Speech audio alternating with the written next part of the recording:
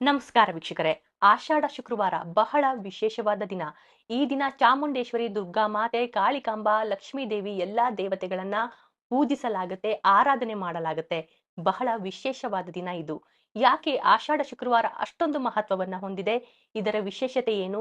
ಪುರಾಣಗಳಲ್ಲಿ ಆಷಾಢ ಶುಕ್ರವಾರದ ಬಗ್ಗೆ ಏನಾದ್ರೂ ಉಲ್ಲೇಖಗಳು ಇದೆಯಾ? ಯಾಕೆ ಆಷಾಢ ಶುಕ್ರವಾರವನ್ನ ಅಷ್ಟೊಂದು ವಿಶೇಷ ದಿನಗಳು ಅಂತ ಕರೆಯಲಾಯ್ತು? ಈ ಎಲ್ಲಾ ಪ್ರಶ್ನೆಗಳಿಗೆ ಉತ್ತರವನ್ನ ನಾನ್ ಕೊಡ್ತಾ ಹೋಗ್ತೀನಿ. ನೀವು ಆದ್ಯಂತ್ ಮೀಡಿಯಾ ಚಾನಲ್ನ ಇವತ್ತೇ ಫಸ್ಟ್ ನೋಡ್ತಾ ಇದ್ರೆ ಸಬ್ಸ್ಕ್ರೈಬ್ ಮಾಡ್ಕೊಳ್ಳಿ, ಲೈಕ್ ಮಾಡಿ, ಶೇರ್ ಮಾಡಿ. ಆಷಾಢ ಮಾಸದ ಶುಕ್ಲ ಪಕ್ಷದ ಏಕಾದಶಿಯಂದು ಭಗವಾನ್ ವಿಷ್ಣು ಕ್ಷೀರಸಾಗರದಲ್ಲಿ ಶೇಷಶಯನನ ಮೇಲೆ ಯೋಗ ನಿದ್ರೆಗೆ ಜಾರ್ತಾನೆ. ಇದನ್ನೇ ಶಯನಿ ಏಕಾದಶಿ ಅಂತ ಕರೀತಾರೆ. ವಿಷ್ಣು ನಿದ್ರಿಸುವ ಈ 4 ತಿಂಗಳ ಕಾಲ ಜಗತ್ತಿನ ರಕ್ಷಣೆ ಮತ್ತು ಸಮೃದ್ಧಿಯ ಜವಾಬ್ದಾರಿಯನ್ನ ಲಕ್ಷ್ಮೀ ದೇವಿ ವಹಿಸಿಕೊಂಡಿರ್ತಾಳೆ ಎಂದು ಪುರಾಣಗಳು ಹೇಳುತ್ತೆ. ಆದ್ರಿಂದ ಈ ಕಾಲದಲ್ಲಿ ಆಕೆಯನ್ನ ಪೂಜಿಸೋದು ಬಹಳಾನೇ ಮುಖ್ಯವಾಗುತ್ತೆ. ಆಷಾಢ ಶುಕ್ರವಾರ ಯಾಕೆ ಶ್ರೇಷ್ಠ ಅಂತ ಹುಡುಕ್ತಾ ಹೋದ್ರೆ, ಆಷಾಢ ಮಾಸದಲ್ಲಿ ಸೂರ್ಯನು ಕರ್ಕಟಕ ರಾಶಿಗೆ ಪ್ರವೇಶ ಮಾಡೋದ್ರಿಂದ ದಕ್ಷಿಣಾಯಣ ಆರಂಭವಾಗುತ್ತೆ. ದಕ್ಷಿಣಾಯಣವನ್ನ ದೇವತೆಗಳ ರಾತ್ರಿ ಕಾಲ ಎಂದು ಕರೀತಾರೆ.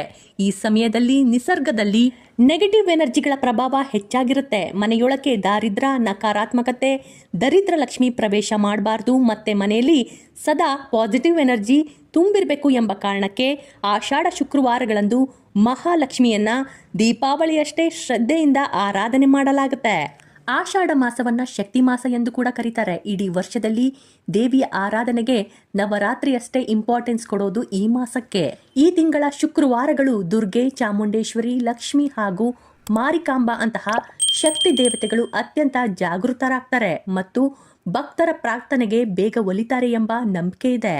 ಆಷಾಢ ಮಾಸದ ಶುಕ್ಲ ಪಕ್ಷದ ಪಾಡ್ಯದಿಂದ ನವಮಿವರೆಗೆ ಶಾಕಾಂಬರಿ ನವರಾತ್ರಿ ಅಂತ ಆಚರಣೆ ಮಾಡ್ತಾರೆ.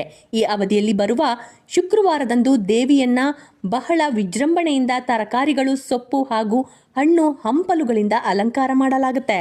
ಜೂನ್ ಜುಲೈ ತಿಂಗಳಲ್ಲಿ ಅತಿ ಹೆಚ್ಚಾಗಿ ಮಳೆ ಆಗ್ತಿರೋದ್ರಿಂದ ಪ್ರಕೃತಿಯನ್ನ ಹಸಿರುಗೊಳಿಸಿರುವ ಭೂಮಿಗೆ ಅನ್ನ ನೀಡ್ತಿರುವಂತಹ ಜಗದೀಶ್ವರಿಗೆ ಕೃತಜ್ಞತೆಯಿಂದ ಪೂಜಿಸುವ ವಿಶೇಷ ದಿನಗಳಿವು. ಅಷ್ಟೇ ಅಲ್ಲ, ಆಷಾಢ ಮಾಸದಲ್ಲಿ ರೈತರ ಬಿತ್ತನೆ ಕಾರ್ಯ ಮುಗಿದಿರುತ್ತೆ. ಭೂಮಿಯಲ್ಲಿ ಪೈರುಗಳು ಮೊಳಕೆ ಒಡೆಯುವ ಕಾಲವಿದು. ಪ್ರಕೃತಿಯೇ ಧಾನ್ಯ ಲಕ್ಷ್ಮಿಯ ಸ್ವರೂಪವಾಗಿರೋದ್ರಿಂದ ಈ ಸಮಯದಲ್ಲಿ ಪ್ರಕೃತಿ ದೇವತೆಗೆ ಕೃತಜ್ಞತೆಯನ್ನ ಸಲ್ಲಿಸಲು ಲಕ್ಷ್ಮೀ ಪೂಜೆಯನ್ನ ಮಾಡಲಾಗುತ್ತೆ. ಅದಕ್ಕಾಗಿಯೇ ಈ ಮಾಸದಲ್ಲಿ ದೇವಿಯನ್ನ ತರಕಾರಿ, ಸೊಪ್ಪುಗಳಿಂದ ಅಲಂಕರಿಸೋದು ಒಂದು ಸಂಪ್ರದಾಯ. ಆಷಾಢ ಮಾಸವನ್ನ ತೀವ್ರ ಆಧ್ಯಾತ್ಮಿಕ ಶುದ್ಧೀಕರಣ ಮಾಸ ಎಂದು ಸ್ಕಂದ ಪುರಾಣದಲ್ಲಿ ಉಲ್ಲೇಖ ಮಾಡಲಾಗಿದೆ. ಈ ಮಾಸದಲ್ಲಿ ಮಾಡುವ ದಾನ ಮತ್ತು ಲಕ್ಷ್ಮೀ ಪೂಜೆ ಪೂರ್ವ ಜನ್ಮದ ಪಾಪಗಳನ್ನ ಕಳೆದು ಆರ್ಥಿಕ ಕಷ್ಟಗಳನ್ನ ದೂರ ಮಾಡಿ ಸಮೃದ್ಧಿಯನ್ನ ತರುತ್ತೆ ಎಂದು ನಂಬಲಾಗುತ್ತೆ. ದೇವಿ ಭಗವಂತ ಪುರಾಣದ ಪ್ರಕಾರ ಮಹಾಲಕ್ಷ್ಮಿ ಮತ್ತು ಆದಿಶಕ್ತಿಯ ಸ್ವರೂಪಗಳನ್ನ ಸಂಯೋಜಿಸಿ ವಿವರಿಸಲಾಗಿದೆ. ಆಷಾಢ ಮಾಸದಲ್ಲಿ ಪ್ರಕೃತಿ ನೈಸರ್ಗಿಕವಾಗಿ ಪುನರ್ಜೀವ ಪಡೆಯುತ್ತೆ. ಈ ಸಮಯದಲ್ಲಿ ಲಕ್ಷ್ಮಿಯನ್ನ ಭೂದೇವಿ ರೂಪದಲ್ಲಿ ಪೂಜೆ ಮಾಡೋದ್ರಿಂದ ಪ್ರಕೃತಿಯ ಸಕಾರಾತ್ಮಕ ಶಕ್ತಿ ನಮಗೂ ಒಲಿಯುತ್ತಂತೆ.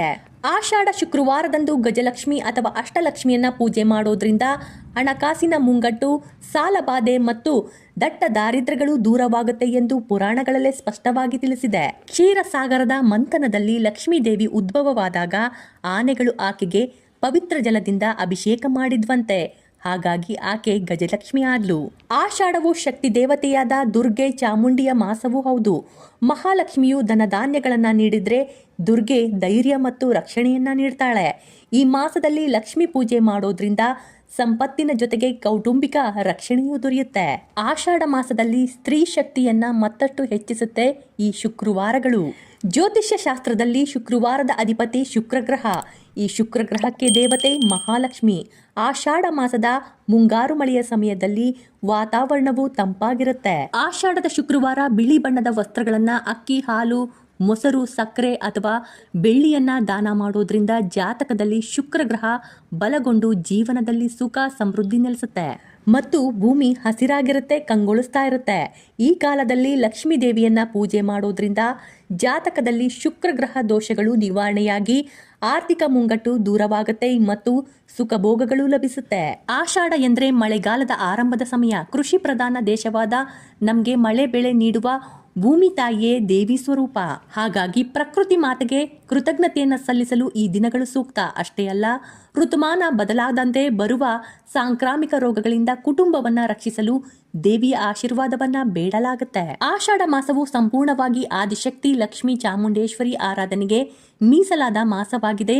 ಶುಕ್ರವಾರವು ದೇವಿಯ ಪ್ರಿಯವಾದ ದಿನವಾಗಿರೋದ್ರಿಂದ ಈ ಮಾಸದ ಶುಕ್ರವಾರದಂದು ಮಾಡುವ ಪೂಜೆಗೆ 100 ಪಟ್ಟು ಹೆಚ್ಚು ಫಲ ಸಿಗುತ್ತೆ ಎಂಬ ನಂಬಿಕೆ ಇದೆ. ಮಳೆಗಾಲದ ಆರಂಭದ ಈ ಸಮಯದಲ್ಲಿ ವಾತಾವರಣದಲ್ಲಿ ರೋಗಾಣುಗಳು ಹೆಚ್ಚಾಗೇ ಇರುತ್ತೆ.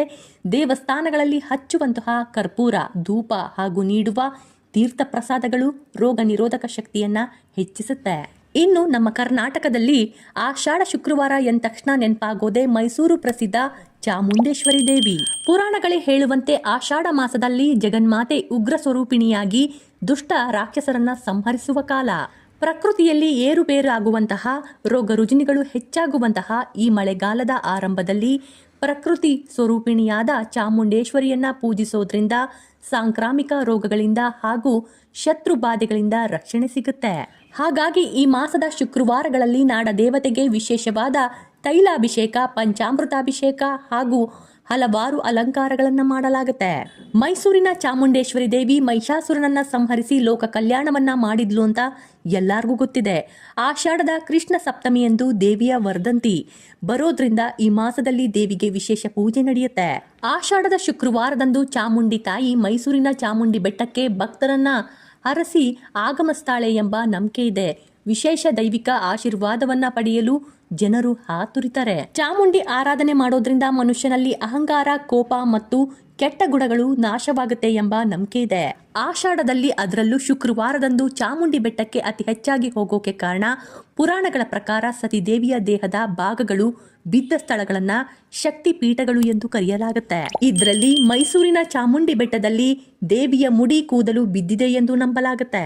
ಇಂತಹ ಪವಿತ್ರ ಶಕ್ತಿ ಪೀಠದಲ್ಲಿ ದೇವಿಯ ದರ್ಶನ ಮಾಡೋದ್ರಿಂದ ಅತಿ ಶೀಘ್ರವಾಗಿ ದೇವಿಯ ಕೃಪೆ ಸಿಗುತ್ತೆ ಎಂಬ ನಂಬಿಕೆ ಇದೆ. ಚಂಡ ಮತ್ತು ಮುಂಡ ಎಂಬ ರಾಕ್ಷಸರನ್ನ ಸಂಹಾರ ಮಾಡಿದ್ರಿಂದ ಈಕೆಗೆ ಚಾಮುಂಡ ಎಂಬ ಹೆಸರು ಬಂತು. ಇವಳನ್ನ ಆರಾಧನೆ ಮಾಡೋದ್ರಿಂದ ಭಯ ನಿವಾರಣೆಯಾಗಿ ಆತ್ಮವಿಶ್ವಾಸ ಹೆಚ್ಚಾಗುತ್ತೆ. ಚಾಮುಂಡಿ ಅಥವಾ ಚಾಮುಂಡೇಶ್ವರಿ ಹಿಂದೂ ಧರ್ಮದಲ್ಲಿ ಸಪ್ತ ಮಾತೃಕೆಯರಲ್ಲಿ ಒಬ್ಬಳು ಅತ್ಯಂತ ಶಕ್ತಿಶಾಲಿ ದೇವತೆ. ಈ ಪವಿತ್ರ ಮಾಸದಲ್ಲಿ ತಾಯಿಯನ್ನ ಆರಾಧನೆ ಮಾಡೋದ್ರಿಂದ ಸಕಲ ಇಷ್ಟಾರ್ಥಗಳು ಈಡೇರುತ್ತೆ ಎಂಬುದು ಭಕ್ತರ ಬಲವಾದ ನಂಬಿಕೆ. ಪುರಾಣಗಳೇ ಹೇಳಿರುವಂತೆ ಆಷಾಢ ಮಾಸದಲ್ಲಿ ಪ್ರಕೃತಿ ಹಾಗೆ ಪುರುಷ, ಲಕ್ಷ್ಮಿ ವಿಷ್ಣು ಅಂತ ಕರೀತಾರೆ ಅಥವಾ ಶಿವ ಶಕ್ತಿ ಅಂತ ಕರೀತಾರೆ. ಇಬ್ರು ಭೂಮಿಯನ್ನ ರಕ್ಷಣೆ ಮಾಡ್ತಾರೆ. ಈ ಸಮಯದಲ್ಲಿ ದೇವರನ್ನ ಪೂಜೆ ಮಾಡೋದ್ರಿಂದ ಭೌತಿಕವಾಗಿ ಆರೋಗ್ಯ, ಐಶ್ವರ್ಯ ಸಿಗೋದಷ್ಟೇ ಅಲ್ಲ, ಆಧ್ಯಾತ್ಮಿಕ ಮಾನಸಿಕ ಶಾಂತಿ ಕೂಡ ಸಿಗುತ್ತೆ ಅಂತ ನಂಬಲಾಗುತ್ತೆ. ನನ್ನ ವಿಡಿಯೋಗಳು ನಿಮ್ಗೆ ಇಷ್ಟ ಆಗ್ತಾ ಇತ್ತು ಅಂದ್ರೆ ಲೈಕ್ ಮಾಡಿ, ಶೇರ್ ಮಾಡಿ, ಸಬ್ಸ್ಕ್ರೈಬ್ ಆಗೋದನ್ನ ಮಾತ್ರ ಮರಿಲೇಬೇಡಿ. ಧನ್ಯವಾದಗಳು.